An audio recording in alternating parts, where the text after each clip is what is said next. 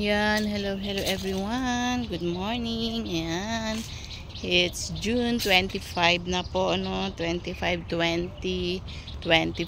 Yan. So, panalangin po natin yung mga may birthday, anniversary, or any occasion na nag-celebrate ng month of June.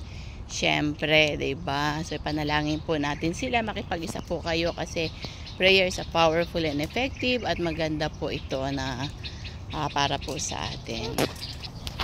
So manalangin po tayo. Dakilang Diyos, salamat po sa oras na ito.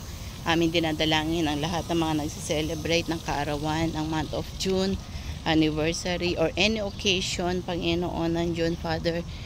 Be with them, bless them, O Lord God, at patuloy na maghari ka sa kanila. Patuloy, Panginoon, bigyan mo sila ng good health, ng peace of mind, na mga may work, sa mga naghahanap ng trabaho. At ganoon din, Panginoon, na gumalaw ka sa kanila mga buhay, O Lord God, dahil alam po namin na walang imposible sa iyo. Sa mga may sakit, pagalingin mo. Sa mga walang hope, bigyan mo, O Lord God, at patuloy bigyan mo sila ng kapayapaan na nagmumula sa iyo, O Lord God.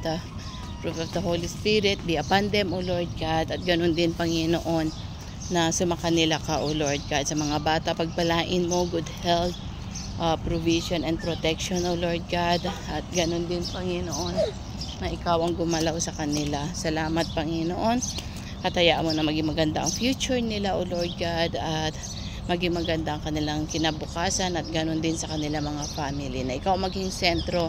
Ang salvation din, Panginoon, ay mag-flow. Salamat po, Panginoon. Muli ito po amin nihiling. Sa pangalan po ni Jesus. Amen and amen. So muli po, shalom, shalom. May the Lord God bless you. And happy birthday po sa lahat ng mga nagdiriwang ng birthday. And of course, yung aking apo, Jaden. Happy birthday. God bless you more. At sa mga lahat na nag-anniversary, nag-celebrate, God bless you. So muli, shalom, shalom and bye for now.